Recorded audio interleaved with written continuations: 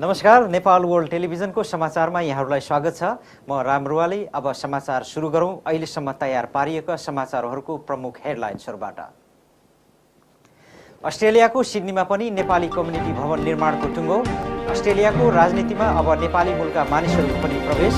Tamang society new south वेल्सद्वारा तामाङ लोसार साँझ 2849 सिडनीमा सम्पन्न। नेपाली चलचित्र छड्केको एकै साथ सिडनीमा पनि प्रदर्शनको तयारी। प्रधानमन्त्री बाबुराम भट्टराई बालुवाटारबाट सानेपाको डेरामा। कोरियामा एकै दिन 2 नेपालीको मृत्यु।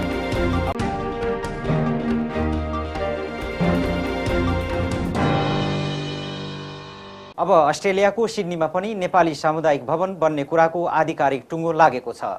सिडनीमा नेपालीहरूको बसोबास दिनानुदिन बढ्दै गइरहेको र आफ्नो धर्म, संस्कृति अनि रीतिरिवाजको पनि एकैसाथ संरक्षण र प्रवर्धन गर्दै लानुपर्छ भन्ने ध्येयको साथ यो भवन बन्न लागेको हो। उक्त भवनको लागि जग्गा ग्रान्डभिल स्टेसनबाट 15 मिनेटको दूरीमा 25 लुइस स्ट्रिट ग्रान्डभिलमा खरिद गरिएको छ। करिब 2 वर्ष पहिलादेखि यस कार्यको थालनी गरिएको भए तापनि अहिले आएर यसको टुङ्गो लागेको हो। नेपाली कला र संस्कृतिलाई झल्काउने किसिमले बन्न लागेको यस भवनले अस्ट्रेलियाको मल्टिकल्चरल सोसाइटीमा नेपालीहरूको पनि छुट्टै पहिचान र अस्तित्व युग युगान्तरसम्म जोगाइ राख्न यसले मद्दत पुर्याइराख्नेछ भनी एनआरएनए पूर्व अध्यक्ष तथा नेपाली सामुदायिक भवन निर्माण सम्बन्धी बोर्ड अफ डाइरेक्टर मध्येका एक ध्रुव सुवेदीज्यूले नेपाल वर्ल्ड टेलिभिजनसँगको कुराकानीमा बताउनु भएको छ। साथै यस सामुदायिक भवनमा लगानीको निमित्त शेयर धमाधम बिक्री भएकोले सम्पूर्ण नेपाली दाजुभाइ तथा दिदीबहिनीहरूलाई सक्दो शेयर खरिद गरी लगानी गर्न समेत आह्वान गर्नु भएको छ।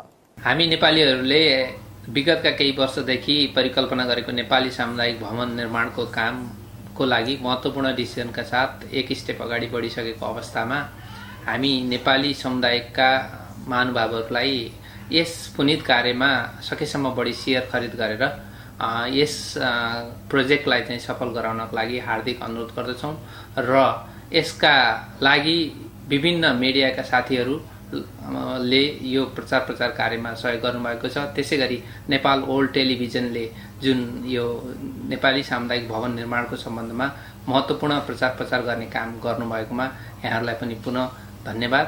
र यसको हाम्रो उद्देश्य आगामी जेनेरेसनहरूले नेपाली कला संस्कृतिको बारेमा महत्त्वपूर्ण जानकारी लिन पाउँछन् र यस कम्युनिटी हलले सेकेन्ड जेनेरेसन एनआरएनहरूलाई राम्रो तरिकाले सर्भ गर्छ भन्ने हाम्रो आशा र भरोसाका साथ यो महान पुनित कार्यमा हामी अघि बढेका छौँ। अस्ट्रेलियामा बस्ने नेपाली मूलका मानिसहरूमा पनि अब अस्ट्रेलियाको राजनीतिप्रति चासो बढ्न थालेको छ। यसै सिलसिलामा सिडनी ग्रान्डभिलवासी नेपालीहरूको आयोजनामा जनवरी 27 तारिक स्थानीय नेपाली समुदायका प्रतिनिधि र लेबर पार्टी नेताहरूका बीच जोन स्ट्रिट ग्रान्डभिलमा एक अन्तर्क्रिया कार्यक्रम सम्पन्न भएको छ। उक्त कार्यक्रममा नेपाली समुदायबाट लेबर पार्टीका सदस्यहरू, सहयोगी, लेबर पार्टी ग्रान्डभिल दिवा शाखाका पदाधिकारी, फेडरल मेम्बर मिचेल रोल्यान्ड, पूर्व न्यू साउथ वेल्स प्रिमियर तथा New south Wales member of the parliament Nathan Ridge, वकिल तथा साउथ एसियन कम्युनिटी अगुवा इजाज खानको सहभागिता थियो। कार्यक्रममा बोल्दै श्री रिजले लेबर पार्टी सम्पूर्ण कामदार, आप्रवासी र पेसाकर्मीहरूलाई हित गर्ने पार्टी भएको बताउनु भएको थियो भने सोही अवसरमा बोल्दै प्रमुख वक्ता श्री रोल्यान्डले पार्टीमा प्रवेश गर्ने सबै नेपाली सदस्यहरूको स्वागत गर्नुको साथै भविष्यमा हुने चुनावमा पार्टीका उम्मेदवारलाई सबैले सघाउन अनुरोध गर्नुभएको थियो। दिवा शाखा सचिव भरत पन्तले सम्पूर्ण सहभागीहरूलाई धन्यवाद दिनुभएको थियो भने समुदायका सिनियर व्यक्तित्व अच्युत वाग्ले र सुजाता केसीबाट पाहुनाहरूलाई उपहार प्रदान गरिएको थियो। हालै मात्र प्रकाशित एचएससी नतिजामा उत्कृष्ट अङ्क हासिल गरेका नेपाली युवा एल्भिस डङ्गोल र उनका पिता दुर्गा डङ्गोलको उपस्थितिले कार्यक्रमलाई थप शोभा प्रदान गरेको थियो। हालै तामाङ सोसाइटी न्यू साउथ वेल्सको आयोजनामा भव्य तामाङ लोसार साँझ 2849 सम्पन्न भएको छ। तामाङ परम्परा अनुसार पूजाआजाका साथ प्रसाद वितरण गरी सम्पन्न भएको कार्यक्रममा तामाङ संस्कृति झल्कने नाच गान प्रस्तुत गरिएको थियो। नेपालका ख्यातिप्राप्त गायक निमा रुम्बाको उपस्थितिमा सम्पन्न भएको सो कार्यक्रममा सिडनीमा रहेका स्थानीय नेपाली कलाकारहरूले विभिन्न गीत, सङ्गीत र नाच प्रस्तुत गरी उक्त कार्यक्रमलाई रमणीय र सङ्गीतमय बनाएका थिए। तामाङ लोसार साँझ फेब्रुअरी 16 का दिन 107 क्रिस्टल स्ट्रिट पिटरसाम टाउन हलमा सम्पन्न भएको कुरा पासाङ तामाङज्यूले हामीलाई जानकारी गराउनु भएको हो। यसै अवसर पारेर उहाँले नयाँ album project on process Nima Rumba, Kenneth Pradhan, new south Wales Tamang समाजका अध्यक्षको हातबाट उपस्थित मानिसहरूका बीच आफ्नो सो एल्बमको विमोचन समेत गराउनु भएको थियो।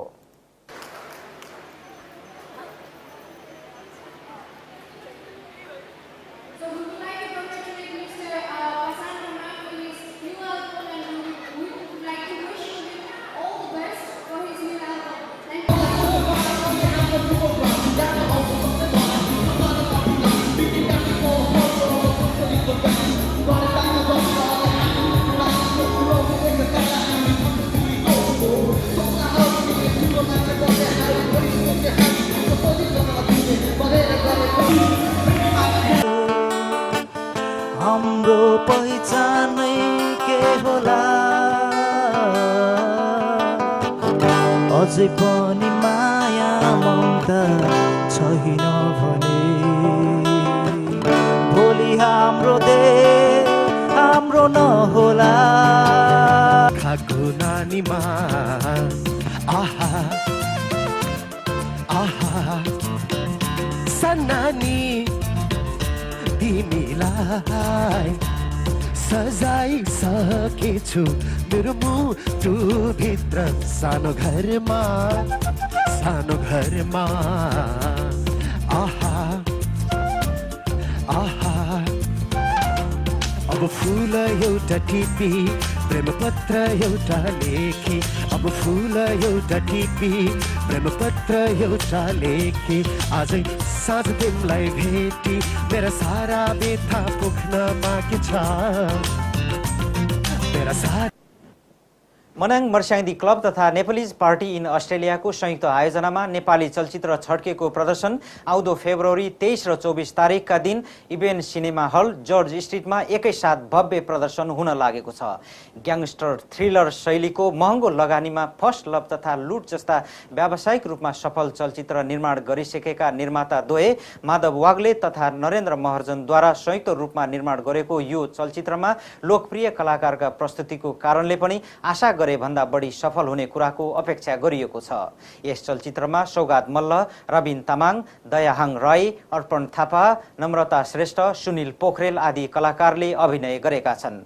प्रदर्शनकर्ता तथा सहयोगी कर्म सेरप घलेका अनुसार प्रदर्शनको मिति भन्दा एक हप्ता अगावै टिकट बिक्री भइसकेकोले यसलाई पुनः अर्को दिनको प्रदर्शनको तयारी समेत हुँदै गरेको नेपाल वर्ल्ड टेलिभिजन संघको कुराकानीमा बताउनु भएको।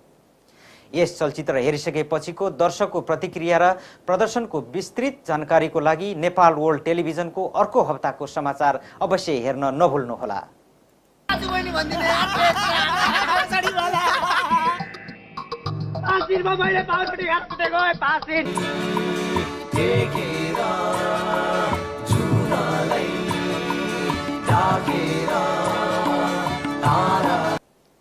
चिनारी नेपाल अस्ट्रेलिया र गैर आवासीय नेपाली संगठन ओमन फोरम आईसीसी का बीच महिला हिंसा विरुद्धको आवाज अन्तर्राष्ट्रिय जगतमा मिलेर उठाउने कुराको साझेदारी सम्झौता हस्ताक्षर कार्यक्रम हालै हर्ट्सभिलको लाइब्रेरीमा सम्पन्न भएको छ।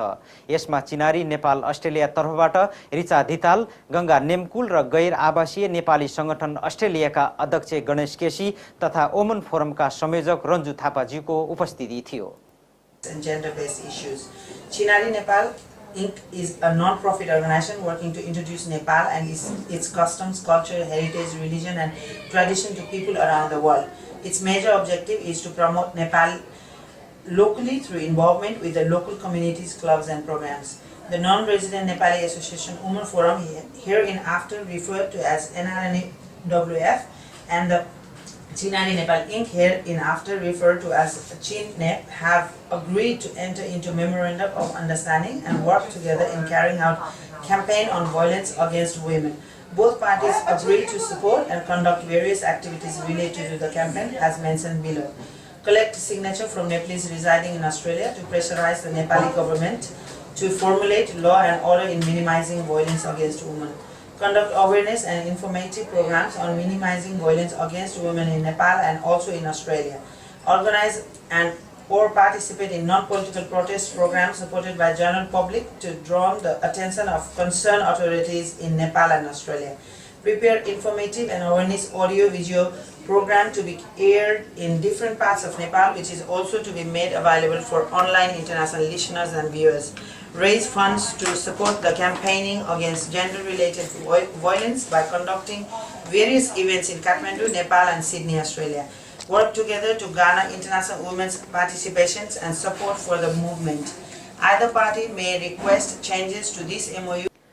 प्रधान न्यायाधीशको नेतृत्वमा चुनावी सरकार निर्माण गर्ने सैद्धान्तिक सहमति भएपछि प्रधानमन्त्री बाबुराम भट्टराईले पुरानै डेरा सानेपा फर्कने तयारी गरेका छन्। केही दिन अघि रङ रोगन र सरसफाई गरिएको सानेपा स्थित निवासमा शनिबारबाट भट्टराईको सामान सार्न सुरु गरिएको छ। 2068 भदौ 11 गते प्रधानमन्त्रीमा निर्वाचित भएपछि भट्टराईले बालुवाटारमा करिब 18 महिना बिताएका थिए। प्रमुख राजनीतिक दलबीच प्रधान न्यायाधीशको नेतृत्वमा चुनावी सरकार बनाउने सैद्धान्तिक सहमति भएपछि भट्टराईले बालुवाटार छोड्न लागेका हुन्। मध्यपश्चिमको प्रमुख तथा औद्योगिक शहर नेपालगञ्जमा होटल व्यवसायमा लगानी बढाउने क्रम बढ्दै गएको छ। लगानी बढाउँदै अत्याधुनिक तथा सुविधा सम्पन्न होटल खुल्ने क्रम बढेपछि सो व्यवसाय समेत फस्टाउँदै गएको छ।